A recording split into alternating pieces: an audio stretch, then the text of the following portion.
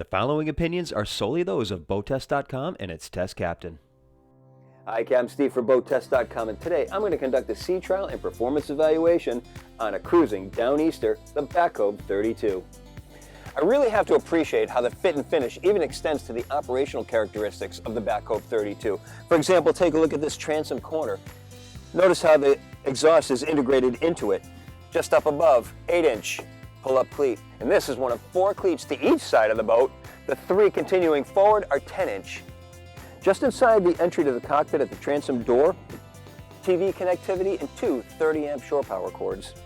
Down in the cabin, on this aft bulkhead, here's the ship's main electrical system, 110 to one side, 12 volt to the other. Access to the side decks is to both port and starboard, up 2 steps. There's a grab handle at the front that's also doubling as support for the overhead. Notice that there's runoff on the side deck, channeling water overboard. And as we make our way up, there's a grab handle at the top. 20-inch rail height increases to 28 inches as we move fully forward. As we get to the bow, there's a recessed area for the ground tackle that includes a stainless steel anchor roller with a plow anchor on top. This whole recessed area has drains in the back, so it's not going to collect water. There's a quick windlass in the center, foot controls, both left and right, and we've got a cleat just alongside for securing the rode. Just behind, there's a hatch with a lift and lock latch, thank you very much. And this gives us access to a storage locker, including access to the rode locker just ahead, and there's an anchor washdown. Now, there are a couple other features that are not escaping me. For example, all of the non-skid is a different color, so you can easily see where the non-skid is, and you don't have to worry about whether you're stepping on a non-skid surface or not. Plus, this trunk cabin is curved at the top so that it's channeling water off of it onto the side decks and overboard. Take a look at this overhead. The hatch slides back instead of opens up from the front, so you don't have to worry about reaching way up high to get it open or closed. It's just an easy slide and then a close and latch. The elevated platform for the radar antenna is reinforced, and it also provides a wiring channel for the 2 antennas to the sides.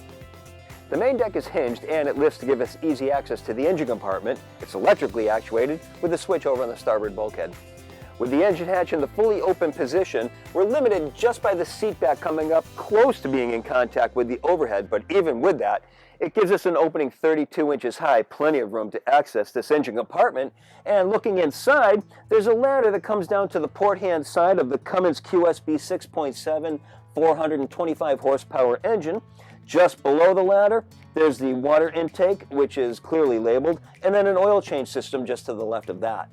Water tanks, 1 to each side, 38.5 gallons each, and I can see that there's a blue crossover line going all the way over from one to the other, so they balance themselves out. And fully forward, there's a T-fitting so that we can drain both of them and, in fact, winterize the system easily enough. There's a hot water heater just ahead of this water tank. Fully forward on the front bulkhead, there's a fuel filter, a fixed firefighting system, more water intakes that are all clearly labeled. Batteries are just behind the starboard water tank. Now, I'm sitting on a bulkhead, and just behind this bulkhead is the 185-gallon fuel tank, and that gives the boat a good sense of balance because most of the weight is fully forward.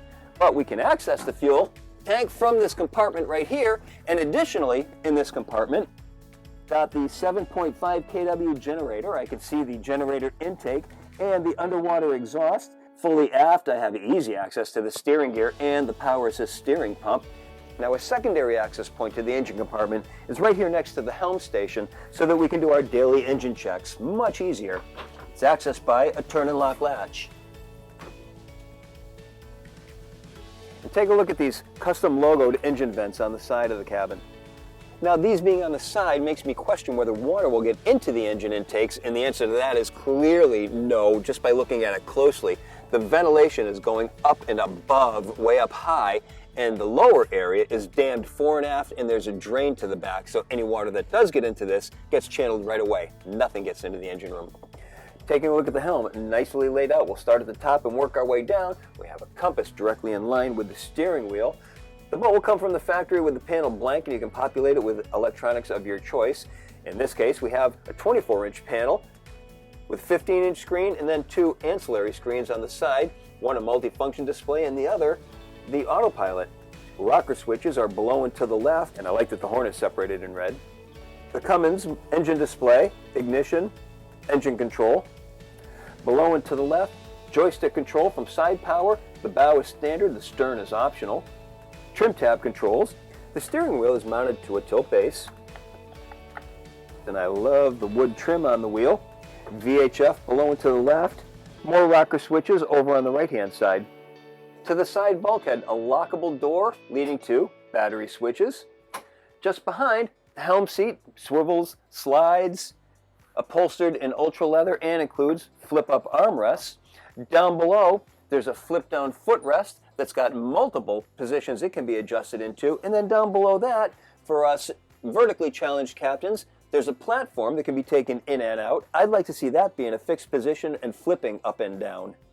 Now this is the definitive cruising couples boat. There's going to be two people on this boat, which means one's going to be driving, the other's going to be helping, observing, and to help with the navigating, the top of the cabin door has a ridge, so we can put a chart book on it. Now we've got two people taking care of the navigating. Now when it came time to get underway, I found that the Back Cove 32 is exceedingly easy to operate single-handed. Just make the midship line the last to come off, and it's simple maneuvering of the thrusters to slide away from the dock. Once clear, engage the main and off you go. Simple as that. Now here's something I didn't notice during our initial inspection. There's a shelf to the side bulkhead, and if you put your foot there, it's extremely comfortable to use your knee as an armrest for more precise control of the engine lever. Turns out it was by design, and I have to say, it's a good one. So let's get to the numbers. The Back Cove 32 has a length overall of 37 feet, a beam of 11 feet 10 inches, and a draft of 3 feet. With an empty weight of 15,300 pounds, 81% fuel, and 4 people on board, we had an estimated test weight of 17,310 pounds. With the 425 horsepower Cummins turning a 24 by 25 4-blade prop and spooled up to 3,000 RPM, we reached our top speed of 26 knots. At 80% load, we were turning 2,600 RPM and 21.6 knots. That produced a 16.6 gallon per hour fuel burn and a range of 217 nautical miles. Of course, this is a coastal cruiser, so slowing down increases the range significantly. 473 nautical miles at 8 knots and over 700 nautical miles at 6.7 knots, all while still holding back a 10% reserve of the boat's 185 gallon total fuel capacity.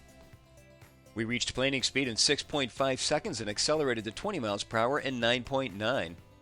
As for her handling, it was outstanding. We went out and found some stacked 3 and 4 footers and had a ball charging through them with no pounding and nothing on the boat rattling or creaking. It was a solid feel with a comfortable ride. Upon returning to the dock, we again had impressive maneuverability with a stiff crosswind showing no problem to the dual thrusters. Even with the standard bow thruster, she's easily handled as she's so responsive to the rudder. Basically, everything about her handling is forgiving. So that is our sea trial and performance evaluation of the Back Cove 32. For BoatTEST.com, I'm Captain Steve. We'll see you on the water.